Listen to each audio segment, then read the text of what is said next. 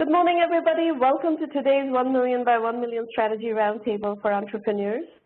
This is part of the 1 Million by 1 Million Global Virtual Accelerator. Our mission is to help 1 million entrepreneurs reach $1 million and beyond in annual revenue, build $1 trillion in global GDP, and 10 million jobs. This is our 301st 1M1M free mentoring roundtable.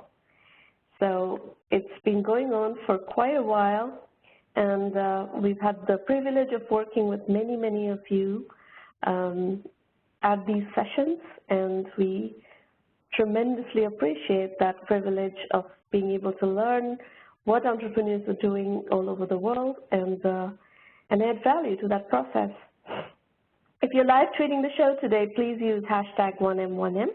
And we have two handles on Twitter that you could follow, at 1M by 1M or at Romana, and we publish a lot of really interesting, really informative, educative, inspirational content through the 1M1M channels and the Romana channel. Our YouTube channel is 1M1M Roundtables, and you will find recordings of every single session, prior session like this. And there's a lot of learning material there as well. So, make use of these free resources as you are going along in your learning process. These are the call-in instructions. I will put this up a little bit later, and I hope actually that we will be able to do some Q&A today and talk to a lot more people in the room. Last week we weren't able to do that because we've had to go way over time to accommodate the scheduled programming, but I think we will be able to do it today. Now, let me set some expectations as we are going into the entrepreneur pitch session. Remember, this is a working session, and we are completely on your side. We have absolutely no other agenda here than to accelerate your journey. So we are an accelerator. We are here to accelerate your journey as an entrepreneur. We understand and empathize with the fact that this entrepreneurial journey is a very steep learning curve that most first-time entrepreneurs have to travel. So there's really no shortcut, and what we are doing here is to give you a compressed, efficient way of learning from other entrepreneurs who have done this before, so that you can actually do some amount of short-circuiting of repeating the mistakes that other people have already made, learn from them, and are willing to tell you what works, what doesn't work. So take advantage of that, ability to stand over on the shoulders of other entrepreneurs who have done it before. Now, as far as the feedback today, expect that I will give you feedback that you need to hear, not what you want to hear. So if you disagree with my feedback, don't feel bad. Try to be open to constructive feedback that you can take back, think about it, ponder over it, and actually make strategic progress. And that might require that you make some strategic changes. In fact, the best sessions at these roundtables are sessions where there are, real concrete changes that you can make in your strategy, and that can actually remove roadblocks on your way. So you just need to have that attitude of openness, because remember, we are on your side. We are here to help you grow and help you perform and help you be successful. So do not think of us as adversaries. We are your friends, your supporters, and your champions. Now, if you're not participating in the pitch session, please participate in the public chat, ask questions, and engage with the pitches, as well as bring up whatever issue you want to discuss when there's open Q&A, and I will make sure to address your issues. And as you are doing, some of you have started introducing yourself. Please do introduce yourself. Tell us where you're joining from. What are you, trying to accomplish, what kinds of business are you working on, etc., so that we get a chance to get to know you and you get to know each other. There is a networking component to these sessions, which we encourage heavily. It's a very efficient networking session. You can network with entrepreneurs from around the world, and people actually strike up conversations, take them offline, and do business, which is what we want you to do. We're going to start today with Vikram Kohli from Noida, India. Vikram, come and talk to us about what you're doing. Please unmute your line.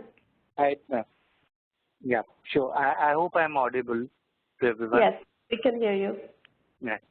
Yeah. For the opportunity first. Hi all, this is Vikram Kohli this side. And we are working out of Noida, which is a part of Delhi NCR region in India. And the startup we are working on is the Kilotech. It's a cloud-based enterprise application where we are helping organizations create a culture of performance. Mm-hmm. And how we have actually started up with this organization is that, so first of all, let me give a brief background about myself quickly. I have around 11 years of experience working for large multinational organizations. Started my career with Satyam Computers. It's a software organization, was based out of Hyderabad, headquartered Mm-hmm. at Hyderabad. Then I moved to Oracle. And after that, my last organization was Tech Mahindra. It's again a organization, MNC, based out of Pune, headquartered at Pune. And profile was basically working on enterprise applications on Oracle e-business suite, Siebel CRM, and all that. Okay. My first startup was a MOOC-based platform, massive open online courses. It failed after running for 18 months. I failed to generate enough revenue and closed it down, moved back to the corporate career, and then again, almost a year back, we started this Kilotech. Okay. So it's brief about myself, and then why it is basically what is the problem that we are trying to solve and what is the target audience. Right now what happens is in most of the organizations which are growing with the employee strength of 50 plus or 100 plus, they are actually not able to create a culture where they can actually gauge what is going on, who is doing that. When you are actually on the path of growth, finding work and making sure that people are actually aligned towards the vision, mission, where you are going is very difficult. And how we are actually helping organizations, whether they are growing or they are stable and they are moving to the next stage of their development and growth, we help them with creating the culture of performance. And how we do it is basically we started off with this idea by creating conducting India's largest culture study on what engagement means from an employee perspective. We did this survey to around 10,000 odd knowledge workers in collaboration with Monster. And analyzing that data, we created with our own 13-dimension model. Out of that 13 dimension, the first dimension is the leadership connect. Second is the goal integration. So these are the parameters or dimensions employees are actually looking forward so that they can feel that, yes, I am actually engaged with my organization on day-to-day basis. So looking at all these 13 dimensions, we started creating our platform. Now, in this platform, there is a leadership part of it. The leadership has analytics which they can actually use, consume, and this dashboard part of the application is used by the CHROs to actually help drive the business or give inputs to make sure that business is going in the right direction. Then there is the employee part of it. Employee actually consume this application, show some behavior, show some traits, and all this data goes through our 13-dimension model, and we plot the engagement index for the leadership.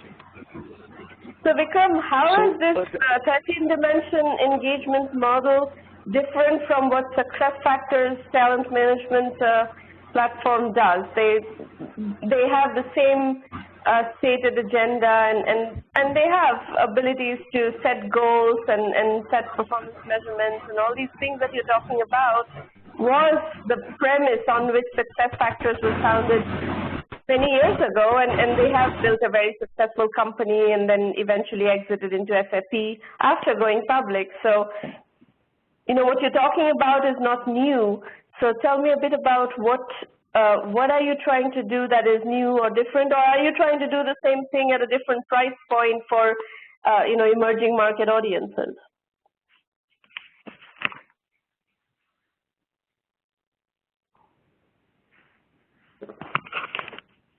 Vikram? Hello. Yes. Hello. Yeah. Did you hear me? I'm audible. Sound? Yes, I you can are hear audible. You. Did you hear what my question was? Yes. So you were actually asking that how Kilo is different from success factors. Yes. Is it? Right? Yes. So basically, right. So success factor is what they are actually talking about is goal integration and goal management. What we are talking about is we are providing a talent engagement suite or talent engagement platform. It is not just the goal management and goal integration. Point number one. So how closely have you studied the success factor platform? So right now, whatever we have got access to and looked at it, the way it is managed right now, Samarna, is that it is not done in a meaningful way, and it is not connected to the day-to-day work of the people or the workforce.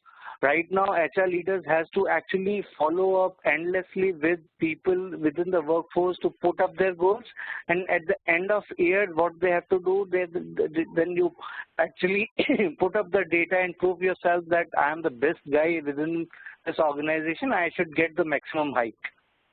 And most of the time, are you saying this based on direct experience of success factors, or having talked to customers who are dissatisfied with success factors, or are you just making these up based on assumptions? No. We have actually talked to at least till now 25 to 30 HR leaders and various leaders within the organization, and not just looking at the success factors, Amanna. And we are not in a space directly where success factor is. Success factor is only providing the goal management solution of it. We are providing the entire talent engagement. Vikram, you are in exactly the space of success factors. You're trying to figure out a positioning that is different from success factors, but from a purchase cycle point of view, you are in exactly the same space as success factors. So the minute you go out to sell this solution, you're going to run into success factors nonstop. So these 25 HR leaders that you've talked to, are these people who are using success factors and are dissatisfied with success factors? Right. So what exactly your point is valid, Samarna, that we had, and why there, if an organization already has an evolved system, probably that is not our target audiences. Our target audiences, those organizations which cannot be targeted by the SAPs or the Oracles of the world right now, and which particularly the pricing at which these organizations play around, these companies or SMBs within the Indian demographic from where we are starting cannot afford the solution provided by SAP or Oracle. That's a very different positioning than what you were talking about earlier. If you're trying to do performance management, talent management, whatever solution for the Indian SMBs, that's a very different positioning than what you started off by saying. That is, so that's fine. But then you're acknowledging that your differentiator primarily is a cost-based differentiator, price-based differentiator. It's a price-based and basically the kind of organizations we are trying to target, yes. So you can conclude it in a way that it is a price-based comparison, but looking at it, we have shown demo to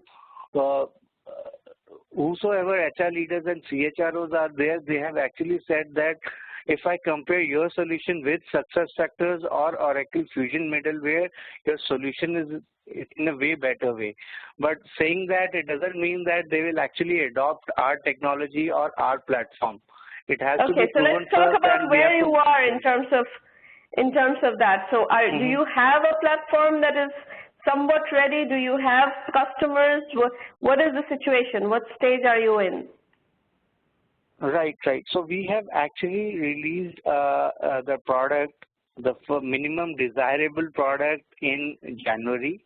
And we have till now given demos, as I have told you. We have got 6 instances of installation. Out of that, we have done installations for 4 customers right now. For 2, we are doing the data setup. But all these customers right now, they are actually have taken it. They'll say that primarily after 1 year or 6 months, they'll think of that if it works for them, they'll actually switch to be a paid customer. So right now we are at a stage that we have created a product. We are validating it, how it is working, what are the challenges in adoption of this particular technology or this particular platform in the enterprise, from an enterprise perspective. So that is a problem.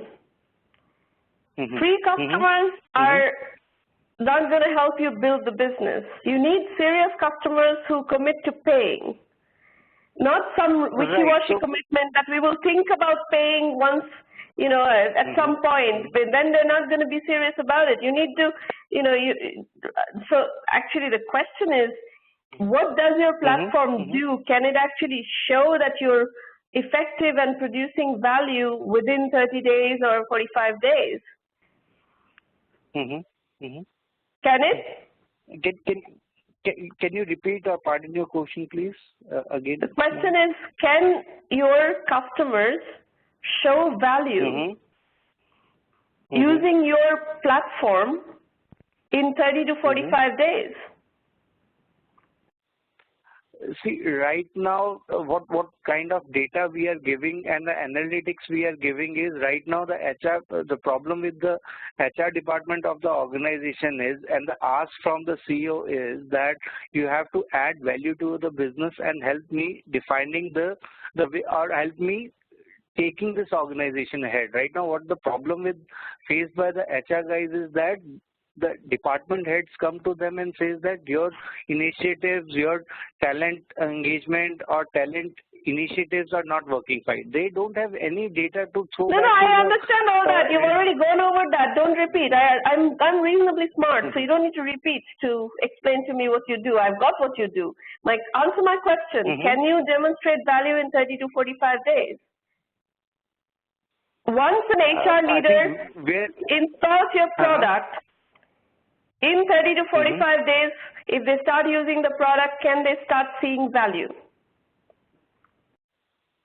Okay, so particularly I need to seek this kind of input from that, but wherever installations we have done till now, they are seeing actually the value within that.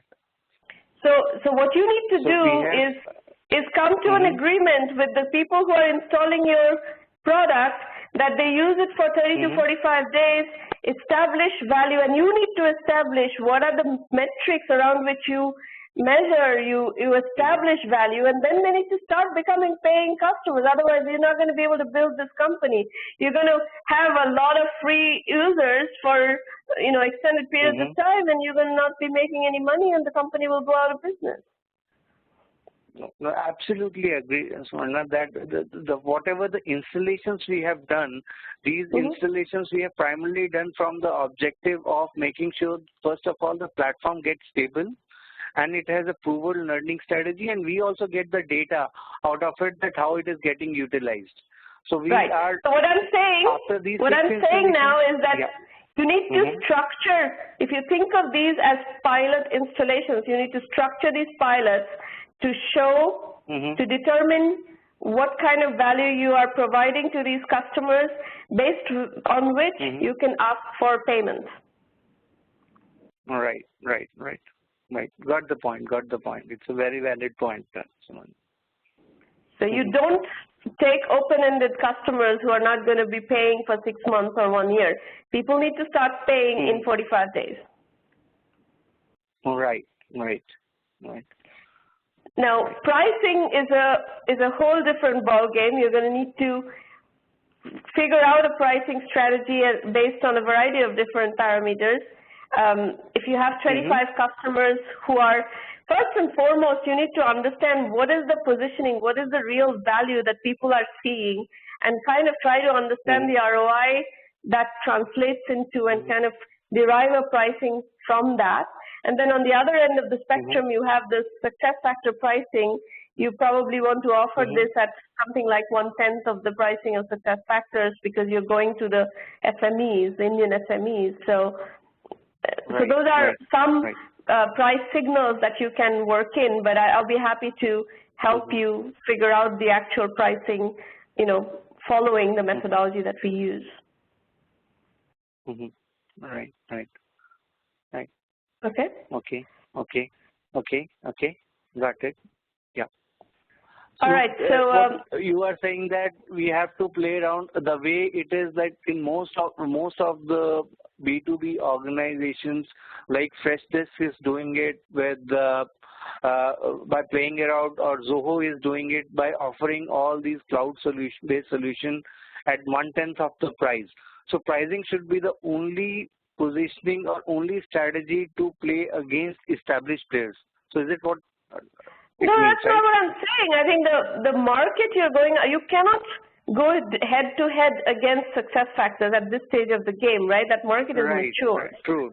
So you're going to need a differentiating position. So you have some feature level differentiation, you have a target market level differentiation, you have a geographical differentiation, and you have a pricing differentiation. And the pricing differentiation is necessary to cater to those markets that you're talking about. The SME market in India is a very different market. Zoho is not going after that market most of the time. Freshdesk is not going after that market. Freshdesk is going after the international SME market. In fact, small business market is where they started. And you're going after the Indian SME market, which is a very different market. It's a very slow growth market, by the way. You need to be aware of that. Yes. So it is basically the option, the enterprise technology adoption and the B2B cycle as compared to other developed market is very slow, that we are very much aware of it. But before going to other markets or other demographics, we want to just make sure that first of all the platform is matured enough, it is providing value to the existing customers, then we can actually take it to the other organizations. There's a whole set of decisions that you're going to have to make, Vikram, in building this business, and you've already gone through 18 months of one venture. So I would strongly recommend that you really pay attention to the factors. I mean, we have a huge amount of experience with SaaS companies, and especially we've done tons of Indian SaaS companies. We have had lots and lots and lots of Indian SaaS companies in our portfolio. We know this market inside out. So if you choose to work with 1 million by 1 million, we'll be happy to guide you through that process. But there are lots of mistakes that you need to avoid this time round so that you don't have a repeat of another 18 months and then going out of business. Yes. True. I totally agree and endorse this. All right. Good luck. Make sure you stay focused on getting people to pay. Sure. Yeah. Okay. We're going to Ankit next. Ankit, please unmute your line. Thank you, Vikram, for your presentation. Yeah. Thank you. Where is this noise coming from? Yeah. Hi. Hello. Go ahead, Ankit. Oh la la. Yeah, hi. Ankit, if your line is going to stream in that much noise, we cannot hear you. So I suggest you drop off and dial from another line, which is a clean line, and you're in a place where there's not this much noise. Just hold on.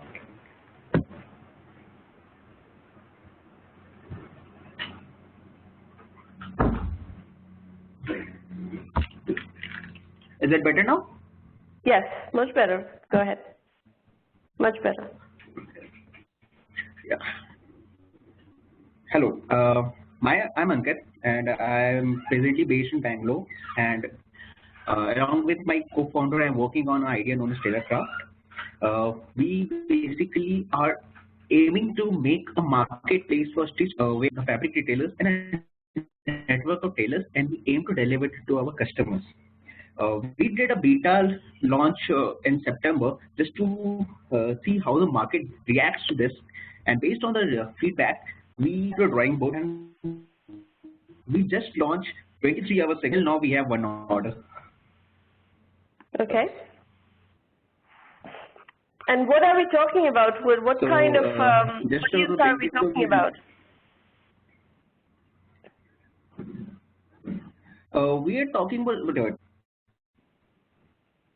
and we allow people to come to a website. They can select the fabric, they can customize what kind of wear they want, and based on that we also have some services where a person can go and process from the person places order to the delivery. We have reduced the whole time to 8 days.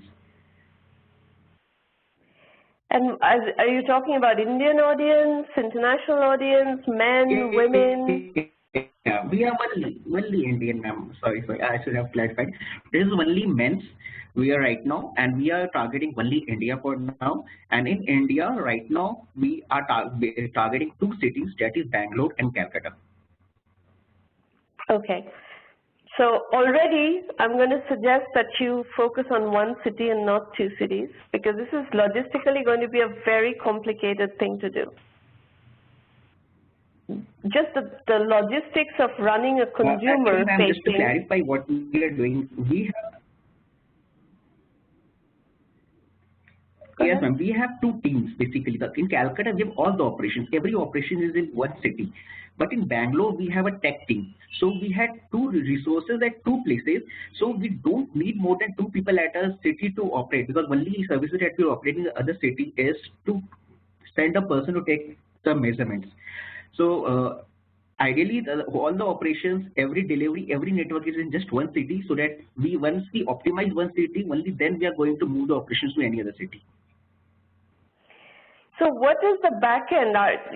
Is it your own tailoring operation, or are you using tailors from a network of tailors? We have a network. We tailors, like shops. We have asked shopkeepers to set up technical setup in which scanners and all, and graphic design, in which we take around 2 to 3 hours to scan the whole shop of the retailer. Then we make it graphic designer who renders the fabric digitally and we put it on a website. When the customer places order, we have also a network of tailors. We collect it from the retailer and we send it to the tailor, and from once the tailor stitches it, and then we ship it to the partners. And right now we have designed our logistics to tailor. It won't take more than 15 minutes right now. So what is the reliability of having a network of tailors? How are you going to manage the network of tailors from a scalability point of view? That's one question. The second question is, you're saying that you are going to be sending people to take measurements. That is not a very scalable model. It's actually an interesting model in terms of personalization. You're actually building relationships with people, and India being a cheap human resource country, it's an interesting model, but it's not a highly scalable model, and it adds a level of complexity in your operation that is quite significant. Yeah, I agree what you're saying. This is what we thought of. So after Alpha Run, in the beta, we went back and tried to make everything scalable. So how do we achieve scalability is, what we did, we sat with tailors and stretched how the measurements are. Based on those studies, we have been able to standardize the process of taking measurement. So it takes like 1 day max or 2 day max to train a person to go. That is the training part. And similarly for the tailors, we have setup done so that they can understand how the thing works according to our specification. So we do a slight kind of trial run with each tailor. Okay. Keep going.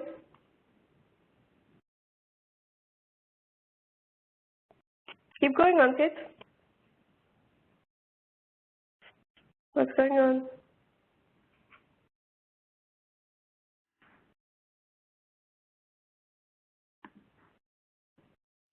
Maureen, Ankit has dropped or what?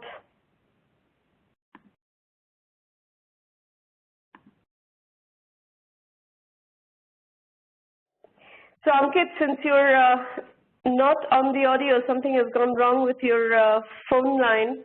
I'm going to try to give you feedback based on what I'm seeing on the slides. One suggestion I have is to limit the complexity of the kinds of products you do to begin with. Suits and trousers and all require much closer fitting and trials and so on and so forth, where shirts may be simpler to do. So if to get this thing going, you may focus on shirts as your primary value proposition or primary product. If you go to trousers and stuff that require more trials and your logistical complexity of delivering customer satisfaction is going to be much higher. And I would also limit to either men or women and not go in both directions, because these are two different businesses. The types of tailors who are good at doing shirts and suits for men, especially dress shirts and suits, formal suits and stuff like that, formal trousers for men, are not the people who are going to be doing well with women's clothing necessarily. Some do, but those are fewer and far between. And you know, for women's clothing, there are many different tailors with specialized expertise and so forth. It's a completely different business. So my suggestion would be to position your business on one category, and if you are more comfortable with men, if your tailors are have more expertise in men's shirts and dress shirts, dress trousers, etc., I would position the company for the time being on that and build up enough of traction around that. The thing that you're going to run into, the reason the one city versus two city is important is if you go into highly fitted areas like suits where there are questions of trials and so forth that come up, and that's working with tailors in Calcutta and people in Bangalore, customers in Bangalore, is going to be complicated in getting that process to work, you know, remotely. I'm not saying it cannot be worked out, but there is another layer of complexity that you're going to have to build in, which is how to do trials effectively. So these are, you know, my immediate feedback. When you pick up the recording, when you listen to the recording, you can listen to it. In general, I think tailored, you know, custom tailoring is a very interesting opportunity. Scaling custom tailoring as a service with internet, you know, online services and so forth. I think it's a reasonable offering, and it's, you know, it's something that can be handled well, given India's resource base in affordable service providers. So I think it's a very reasonable business opportunity. I think you can build a sizable business on this.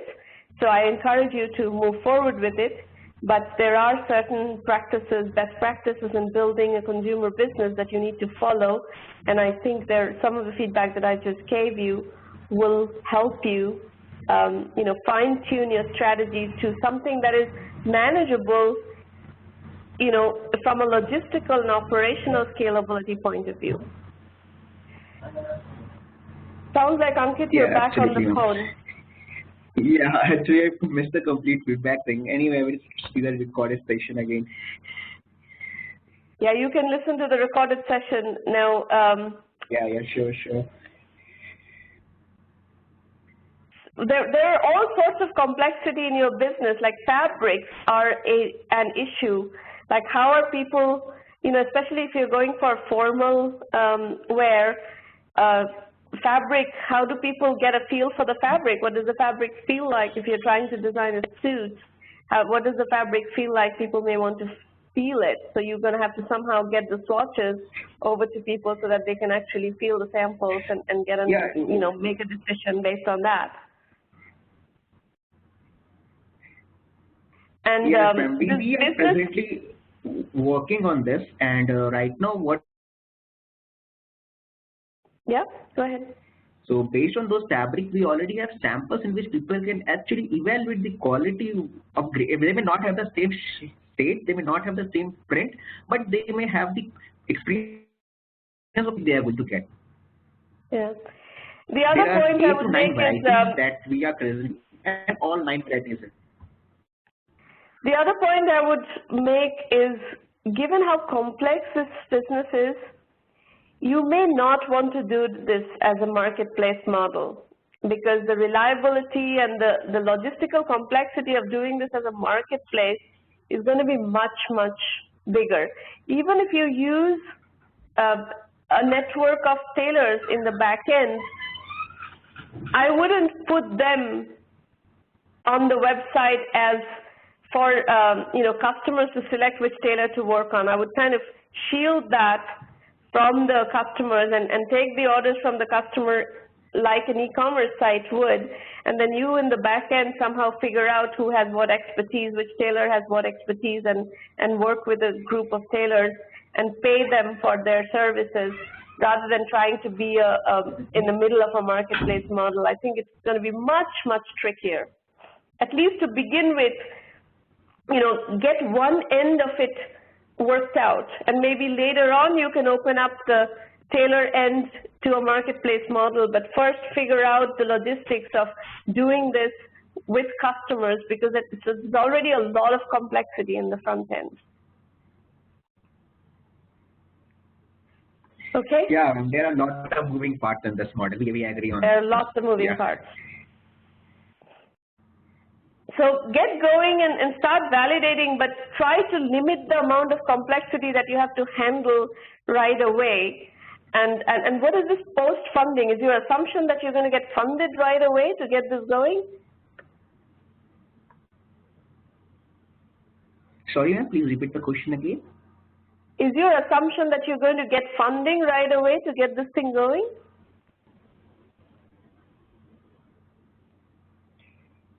No, ma'am. Right now, we don't expect anyone to fund us because we don't have any metric. What we have done is validation based on talking to the customer. Until unless they pay up, we can't say this is completely validated. So right now, what we are trying to do is we are trying to sell as much as possible. We are trying to make small experiment how to target different segment of people, and based on that, once we know who exactly is our customer, then we are better way to go and ask for money. Yeah, this is going to require quite a long period of bootstrapping and actually showing how this model is going to work exactly. What is the, how are you going to travel the distance of fully completing the loop reliably and so forth. So definitely brace yourself for, at least 12 to 18 months of bootstrapped operations before you even can think about funding. But I actually like this market, and I think there is an opportunity. To be honest, we were looking for 18 months, but sorry, you were speaking while I was speaking, so you need to repeat. That you have said. What was your question? All right, Ankit, I think I've given you some feedback. You will find that when you say that this is something big. Okay, this is technically a very difficult call. So Ankit, I hope you can listen to the recording and pick up the feedback, and we're going to move on. Sure. I'm looking forward to it. Good luck. Folks, if you like what we are doing here, please refer entrepreneurs, serious entrepreneurs, into the 1M1M program, okay? And it's really important for us to work with serious entrepreneurs who understand that there is a serious amount of time that is going to go into bootstrapping before any financing is going to be available, because investors mostly only fund validated businesses. And that's just a fact. And you're going to have to get to that level of validation by bootstrapping for an extended period of time, and that requires, a certain metal. So in terms of resources for the 1M1M program, you're going to start your exploration in 1M1M.com. There is a blog that you can follow which is chock full of very, very interesting and informative learning material. The Entrepreneur Journeys book series is a case study-based book series where you can double-click down on one of these topics, and there are 12 volumes of those out there, and all of them are available on Amazon Kindle. And then you basically go through the website. There's a tremendous amount of material based on which you can learn about the program, both learn methodology as well as learn about how the 1M1M program works, and if you decide that you want to join the program, you're most welcome to do so. These roundtables happen every Thursday. This is our 301st roundtable. Last week we did a milestone event, the 300th roundtable. And you need to register on the website to pitch or attend. Other than that, we also have the 1M1M Premium program where we offer you extensive methodology guidance.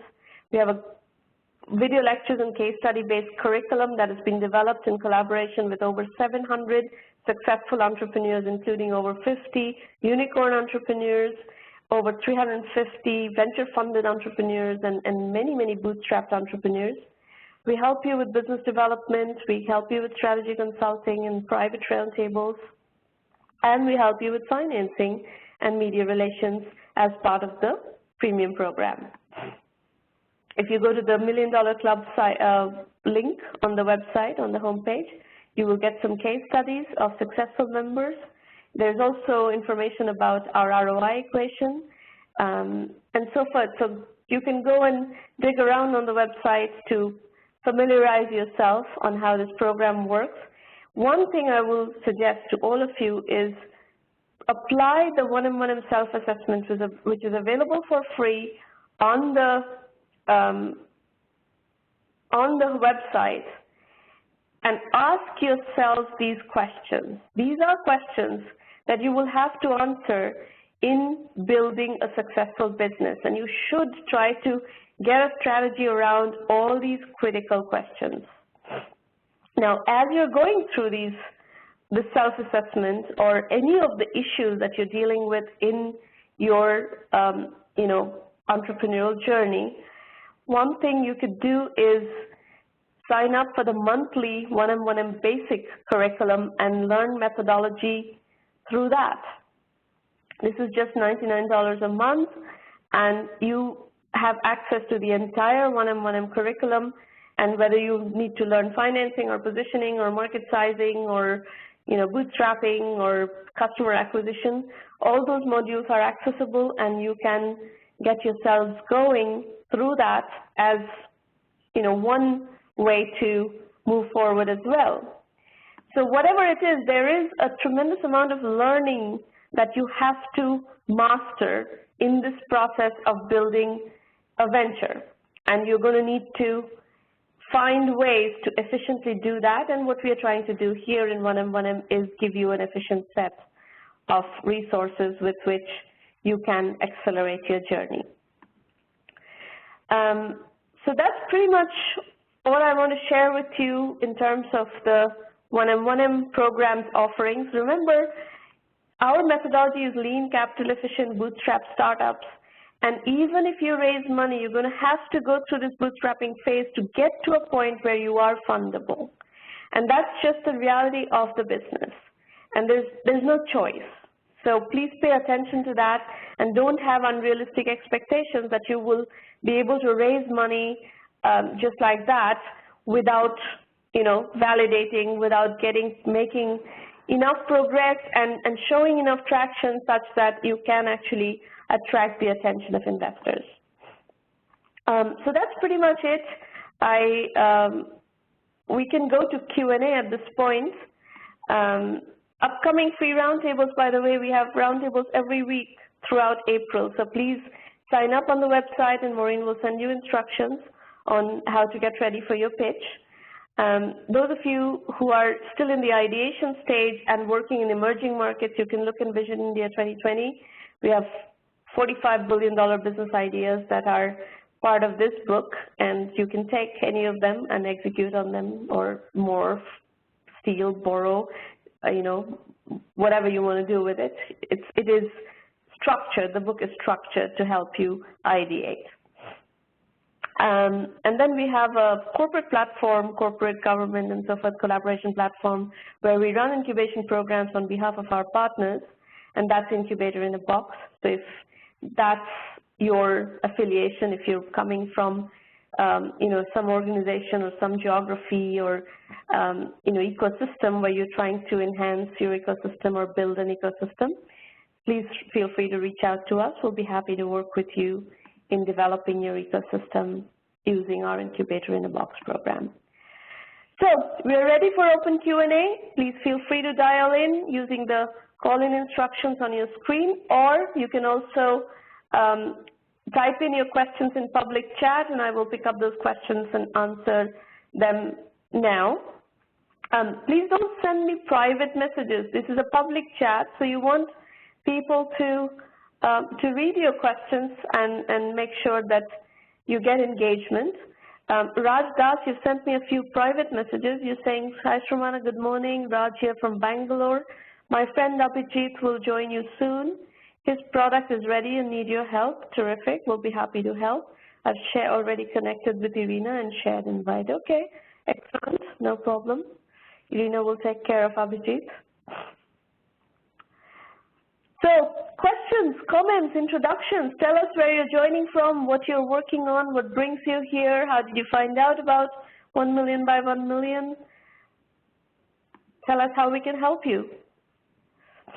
Nathan Beckerman is asking, how do you feel about the on-demand economy? Are you talking about services like Uber, Nathan?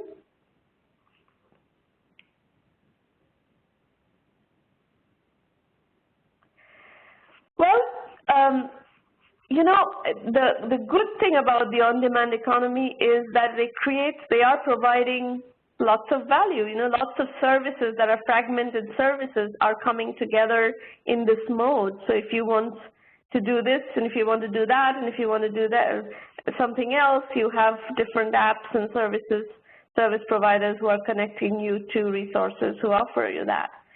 There are parts of the on-demand economy that operate under assumptions that you need, you know, cheap labor. And in some cases, I think the people like Uber are taking advantage of the service providers in ways that are not always entirely, you know, it makes me feel a little bit uncomfortable. But in cases where the distribution is fair, these people are getting fairly compensated for the value they're offering, I actually feel very good about the on-demand economy. Does that answer your question? Or is there anything subtle that you specifically that you wanted to discuss?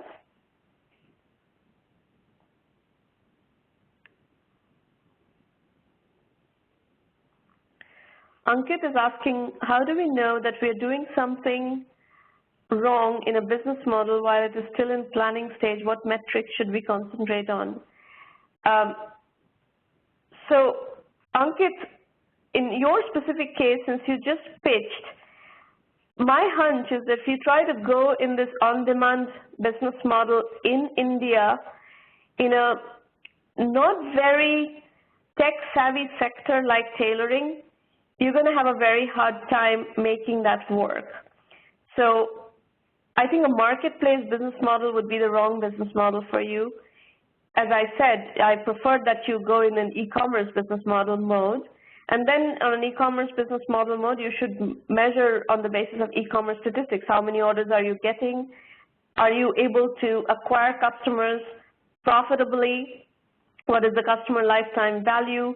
What is the margin? What kind of gross margin are you working on? Do not set up a business on assumptions and on unit economics that are unsustainable. That doesn't work, that doesn't scale. So from the get-go, make sure your unit economics are sustainable and reasonable so that you can build a robust, sustainable business not some random, you depend on huge amounts of investor money and then do deeply discount to acquire customers. I don't believe in this kind of business model. And that kind of business model is heavily dependent on investor cash. And investor cash in the e-commerce sector is starting to dry up. It's not flowing freely like it did for a couple of years. So that's no longer going to be the case going forward. Okay? Does that answer your question? Nathan, I'll look forward to your presentation next time, and we can talk more specifics. Anybody else? Anybody else, questions, comments, issues that you want to discuss? You're welcome. How about introductions? Anybody else wants to introduce? Nathan is from Miami, Jessica Perez is from San Antonio, Texas. Vaishnavi Krishnamachari is from Bangalore, first-time entrepreneur, excited to be part of this cohort, learning from folks who have done it before. Excellent. Vaishnavi is talking about how you got to know about 1M1M from my influencer channel on LinkedIn, okay? Striking aspect that I liked about 1M1M is the fact that you're mentoring based on realistic bootstrapping first approach to take on the investment valuation bubble that's already bursting. Yes, that's exactly right. And I'm glad that appeals to you, because that is the stark reality of our business. Ron Bentata from Israel.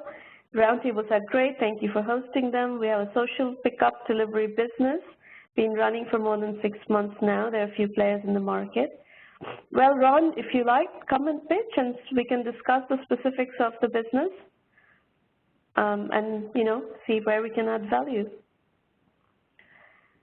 Ankit got to know about 1M1M from Quora. Okay, excellent. Raj from Bangalore, building a global B2B ecosystem to help small businesses. Startup was invited during Startup India launch by Prime Minister. Okay, very good. What specifically is your value proposition to small businesses?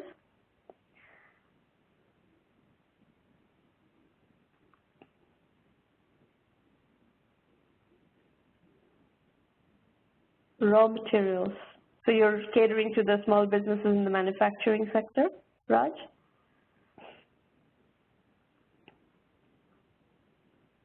Ron is saying Uber is out with User Eats service, which is delivery for food run by regular Uber drivers. How do you see this market developing, and how do you think we can attract users? Well, you have to be careful about these delivery markets. And I repeat what I said earlier to Ankit. Pay attention to sustainable unit economics.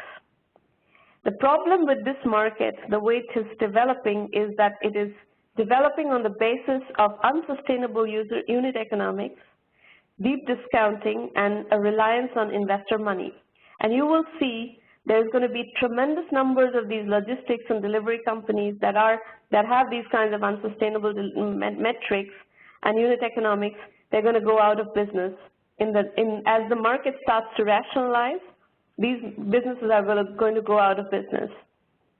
So your strategy should be to build something that has reasonable, sustainable unit economics that you can sustain from revenues and from margins and so forth, not depend only on investor money.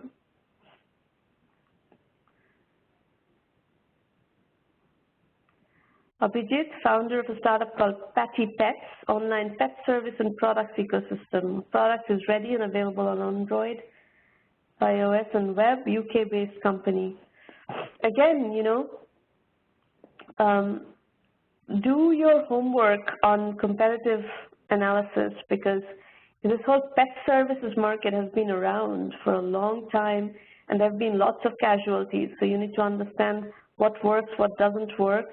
If you're talking about pet food, for instance, it's this big bags of stuff that is very expensive to deliver, and the unit economics are not very attractive. What is the point of paying a lot of shipping charges on heavy materials, something that you can pick up from your local grocery store, need to ask these questions and see why prior companies have failed, and the ones that have succeeded, what is the story, what is the secret of their success. So do some homework on comparables and the space in general and determine a strategy that is a sustainable unit economic strategy. Ankit is saying Ola, similar to Uber, did something similar to deliver food in Bangalore. Service was great, but they closed down after some time. Yeah, and that's, you're going to see a ton of these logistics services companies closing down.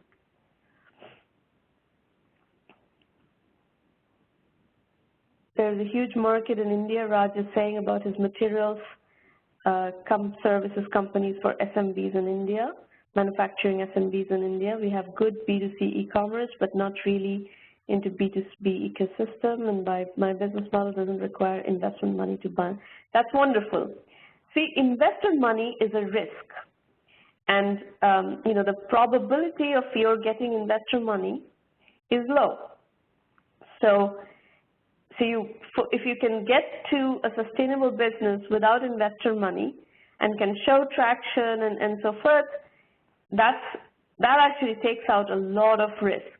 And then you can judiciously make decisions on seeking investor money or even taking investor money as you are in a more mature state. That is the strategy that I prefer in general.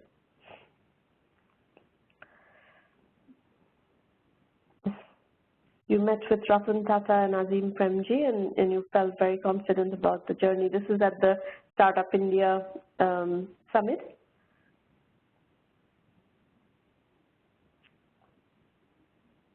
Abhijit Naik saying Patty Pets connects pet services with pet workers, pet sitters, and much more. That's great, actually. I like that. That actually follows more the Uber kind of business model, on-demand services business model. That I like a lot, actually.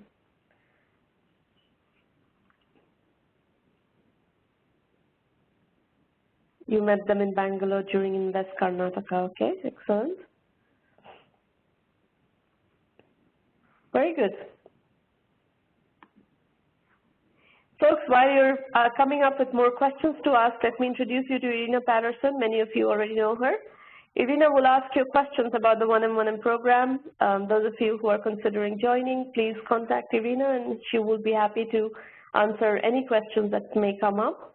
And of course, as I said, the website is chock full of information. We've tried to make it as convenient for you to, you know, self-decide, you know,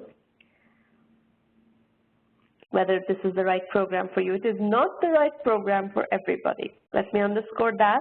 There's a lot of self-learning involved. You're going to have to do curriculum, online curriculum that is listening to video lectures, studying the case studies, and so forth. And that there's a lot of that process, that self-motivated process that you need to commit to get value out of the program, and then come to the roundtables and discuss your business with me and get the feedback and so forth. And it's a rhythm and a you know, study cycle that you're going to have to commit to. But if you do commit to that, if you follow the methodology, I can guarantee you that we'll be able to add value to your process and help you, you know, move in a predictable direction. Because we have been doing this for a long time, and we have had a lot of success. If you do follow the program the way it is designed to be used, I know we can make a huge difference in your journey. Ankit is saying, in recent times, we have examples of Zomato which actually bled money till it raised valuation. What about the cases when you need to bleed money to reach profitability? How do we bootstrap in these cases? Those are very hard to bootstrap, Ankit, and there won't be that many companies that will develop in that mode. The probability of those kinds of companies making it is very low. And you have to understand probability and, you know, kind of bend the curve of probability in your direction.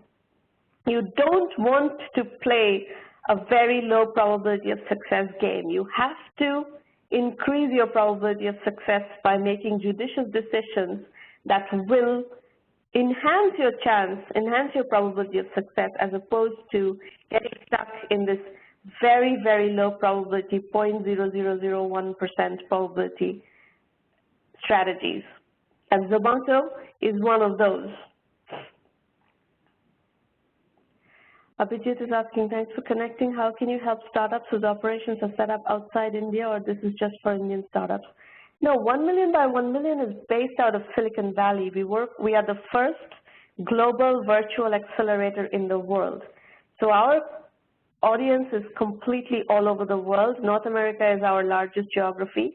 India is our second largest geography, and pretty much we have presence everywhere. We have entrepreneurs from all over the world. This is not an Indian accelerator at all.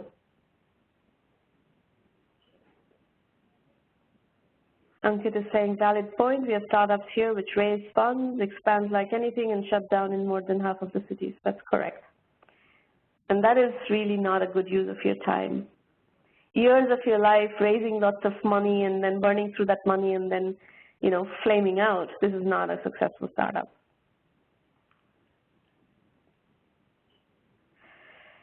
Abhijit, you're asking what can you do to get into the accelerator program? You go to the website and sign up.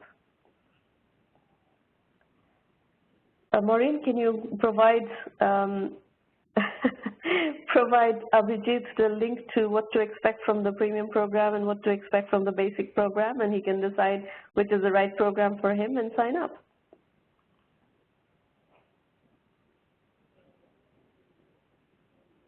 This is the largest accelerator program in the world. It is a complete democratization of entrepreneurship, education, and acceleration. Run out of Silicon Valley. We are based right off Sand Hill Road, which is the heart of Silicon Valley's venture capital ecosystem, but we will operate with entrepreneurs all over the world. Anybody else? Any other questions, comments, issues that you have questions on? We will definitely help him, Raj. Ask him to come and pitch at a free roundtable, or if he's concerned about, you know, privacy and you know, stealth and all that, then ask him to just go to the premium program and join the program, and we'll take care of him. That's why we're here. That's what we do. Day in and day out, we help entrepreneurs. That's our job.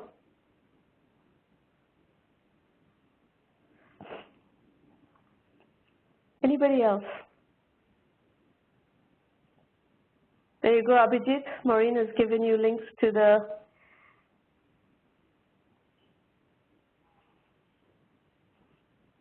what to expect from the basic program, and she'll give you a link to the what to expect from the premium program. And you can contact Irina if you have questions. After looking at those links, if you have further questions, you can contact Irina and she will help you answer those questions. Remember, we only work with IT and IT-enabled services companies. So if you're completely outside of, you know, if you're in manufacturing, for instance, if it's an online exchange marketplace for manufacturing materials, that's different. That's an IT-enabled service. Online marketplaces are IT-enabled services, even if you have significant offline components, that's still an IT-enabled service. Uber has significant offline components, but it is an IT-enabled service. But if you're doing something completely different, like your business is solar panels and you only sell solar panels, that's not really what we do. If, on the other hand, you have something that is an online service, selecting solar panels and finding a marketplace for solar panel installers, that's an online Uber-like service, that's okay. So that's just kind of like where our expertise is in doing IT and IT-enabled services businesses. Abhijit, the Entrepreneur Journeys books and the Entrepreneur Journeys blog posts on our blog are all case study based. So I don't know anything about your business, so it's hard for me to tell you which case studies to look at. So you're going to need to provide context. At the minimum, I'd suggest come and do a pitch like what you heard earlier today, so that I can get to know what you're working on and accordingly guide you.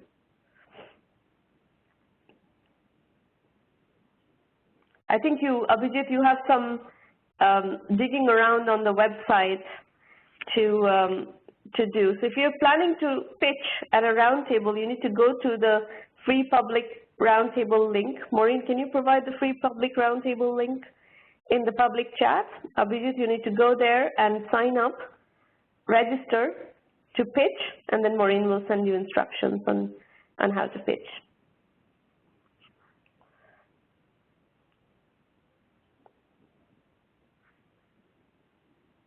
Anybody else? You're going to send your pitch deck to Irina, not to Irina, to Maureen, but she will send you instructions when you register to pitch. You need to register to pitch to receive the instructions. There you go. The roundtable page link is on your public chat screen right now. You can go in there and register. Anybody else? Questions, comments? I love the fact that you're all asking lots of questions and engaging and you know, bringing up issues that are on top of your mind. That's what a roundtable is about. That's why we're here, you know.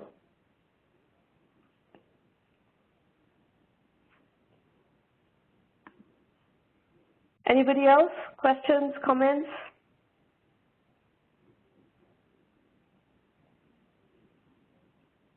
Ankit, how to hire? This is a big problem you're facing. Well, you need to hire actually as little as possible, because in a bootstrap mode, you don't want to hire too much. And then you need to hire very specific skill sets that help you put together the business that you are working on.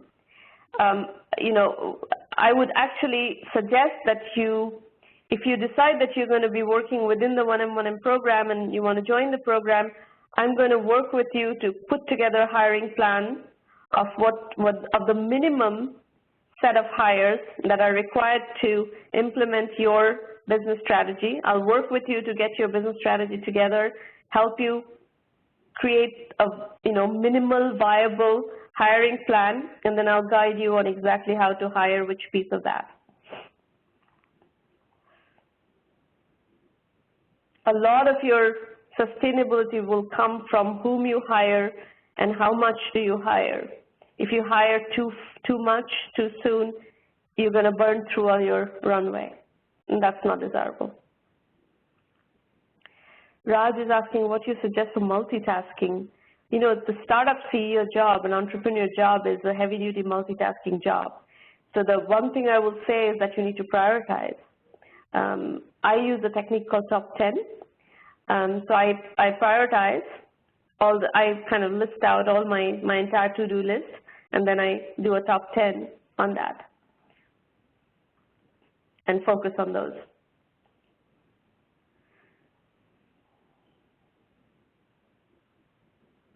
Yeah, so if you're saying that you're two-member team and you're too stretched, then you're going to need to figure out where you can add another resource or another couple of resources, and what would that cost you, and so forth. Vaishnavi is asking for non-tech founders. Do you think outsourcing for MVP is the best bet? It is one of the strategies for sure. The other one is to get a technical co-founder.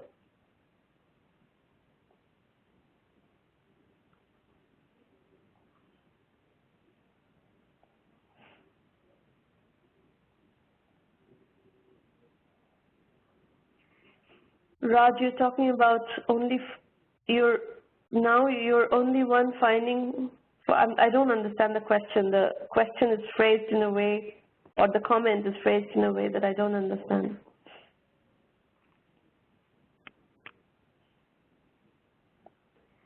Ankit, Dropbox MVP may have been a video, but don't go there. Video MVP doesn't work. People don't invest on the basis of video MVP. Dropbox was part of Y Combinator in their very early days. Y Combinator was immature at the time, and the market was a very different market. If you look at 5-6 years ago, the market was a very different market. The market is very different now.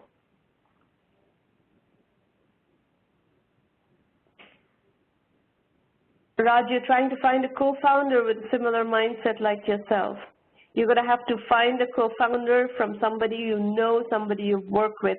I'm dead against finding random co-founders whom you haven't worked with before and whom you don't have a long relationship with, and you haven't had, you know, it's like getting married without really dating and without really knowing the person. You take a chance, and it, you know, it's hard to make it work. And you're going to be working in a very high stress situation, right? Startups are very high stress environments, so don't go into. You can do a startup, by the way, without a co-founder. It is not necessary to have a co-founder. So I'd rather you do it as a solo founder and hiring people around you as opposed to try to do a co-founder relationship with somebody whom you don't know.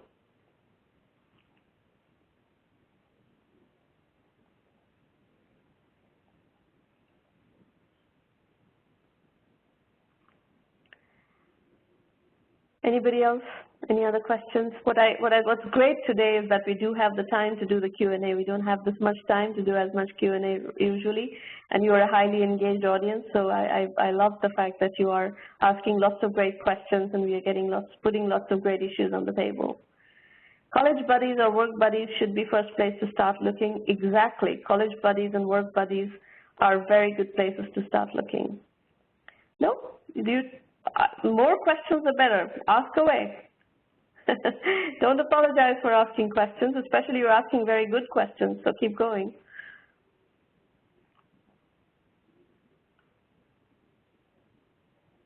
Anybody else?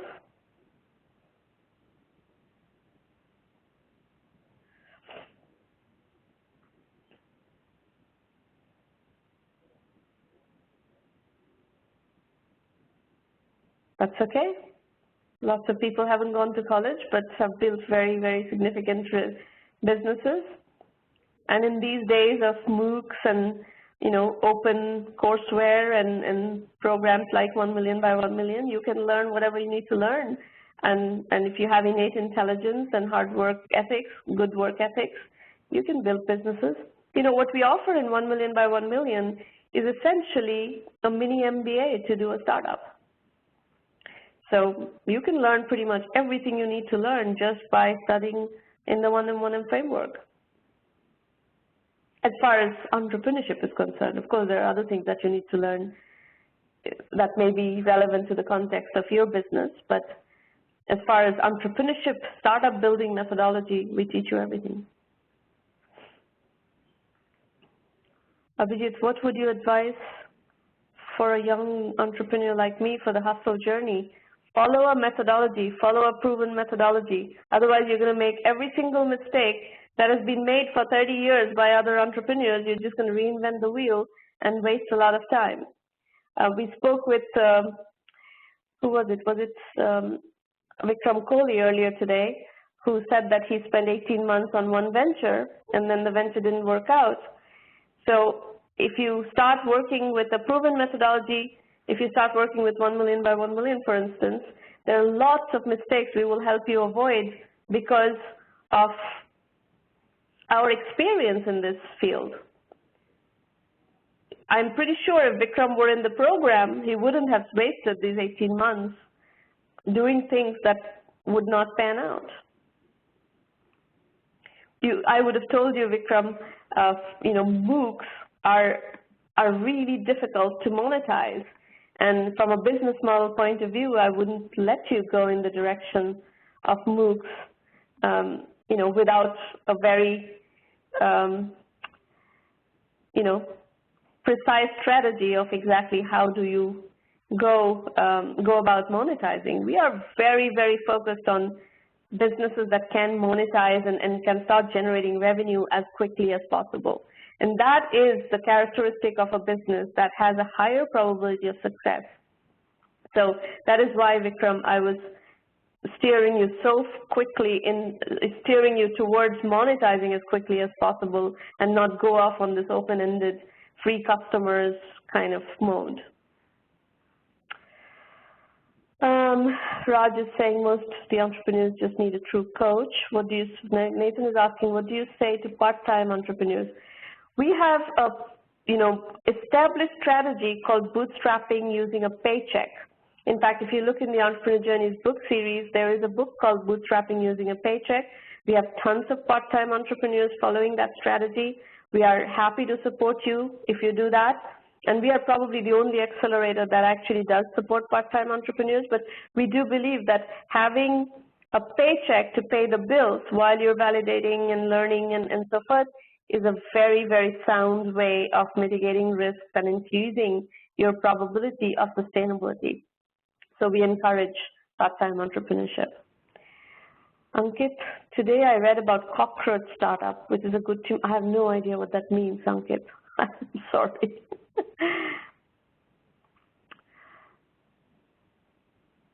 Vikram, I have not got your questions. You must have been sending them to Maureen or somebody else.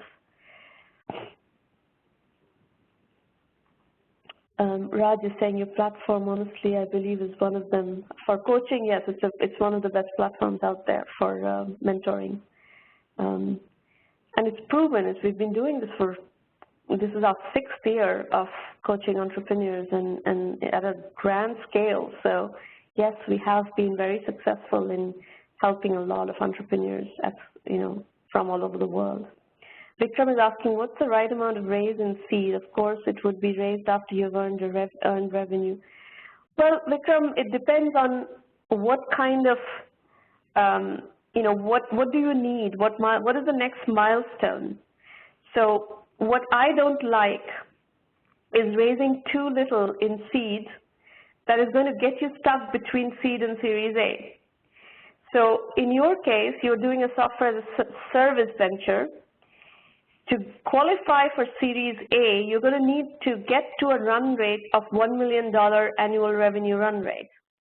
And that is $80,000, a little over $80,000 a month in revenue, in SaaS revenue. So you need to raise enough seed so that you can reach that milestone. And that's something that you're going to have to calculate based on the, dynamics of your business. And your second question is, can you help in identifying the right ratios of intent to conversion for B2B applications? Yes, we follow, very precise customer acquisition strategies, and we will show you the methodology of how to do all of that, yes. And then your third question is, should we keep our focus on Indian market before moving to more developed markets? Well, if you have any intention of raising money later on in the game, SaaS companies facing the Indian market are not getting any funding. There are very, very rare exceptions, but it's almost none are getting funded. If you want to build a funded SaaS business, you're going to have to look at global opportunities, because the only thing that the Indian VCs are investing in are global SaaS businesses.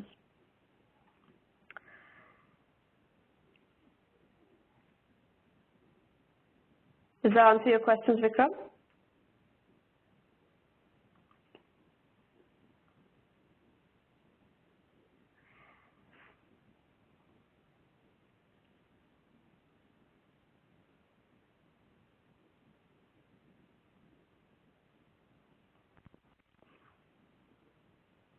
You have to focus on, you have to position, no company can be all things to all people, and you cannot in a crowded market. The global talent management market is a crowded market, so you will need a positioning to be able to differentiate and play in that market. Without that differentiated positioning, you will not be able to build a business.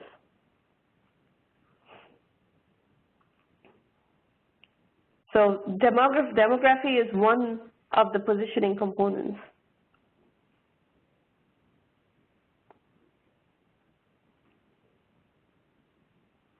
Yep. Anybody else? The biggest challenge to SaaS in India is low internet penetration. That is not the only challenge, Ankit. The decision makers in India, in B2B decision makers, are extremely slow moving decision makers. So the sales cycle is very long, and the pricing is low. People are not willing to pay a whole lot. The sales cycles are long, so if you have a low price point, very long sales cycle, business dynamic, that is very difficult to scale. I don't mean the government, I mean businesses.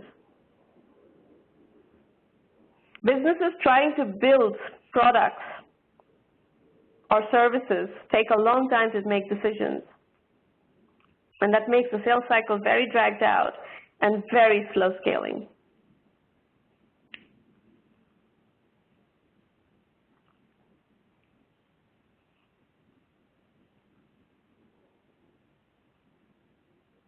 And some segments of the global market are also slow scaling.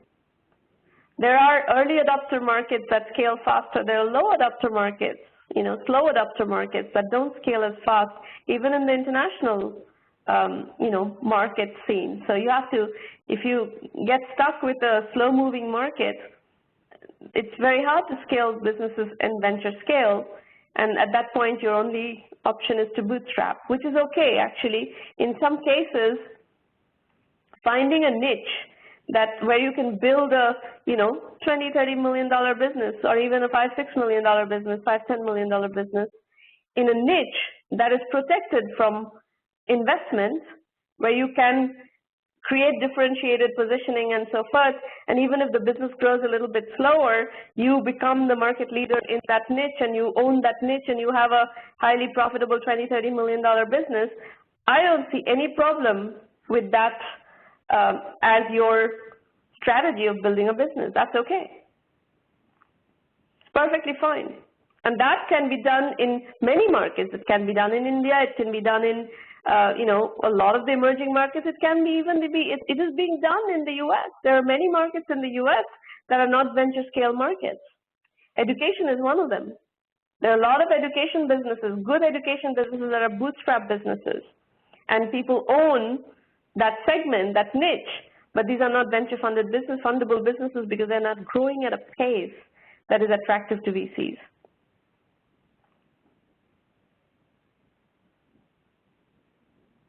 Make sense?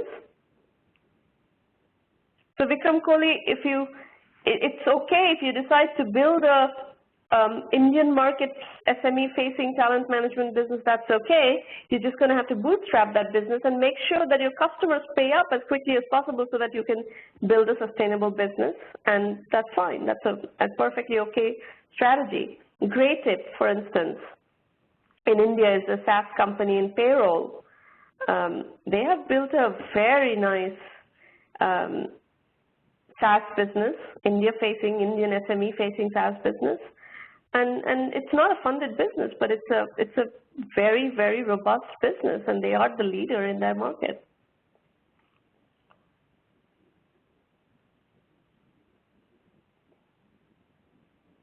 We have numerous case studies in tons of different markets and tons in the American market where people have built very nice $20, $30 million businesses in different niches. And there is no reason why entrepreneurs in other parts of the world should not follow their example. It's one of the most, savvy strategies actually of building a business. And by the way, once you get to a certain level of scale, private equity comes in and is willing to invest in your company and so forth.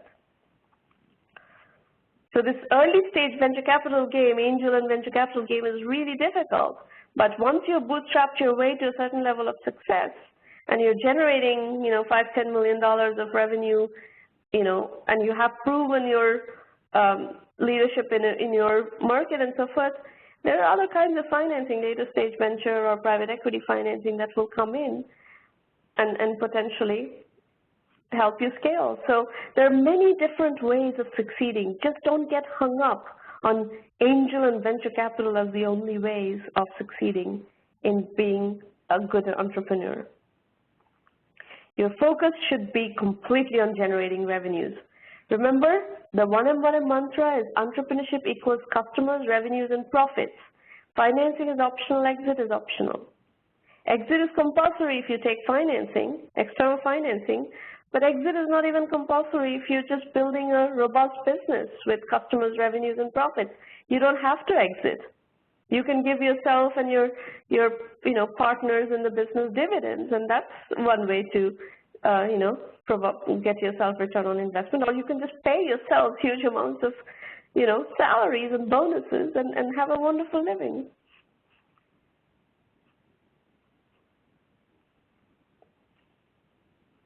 Anybody else?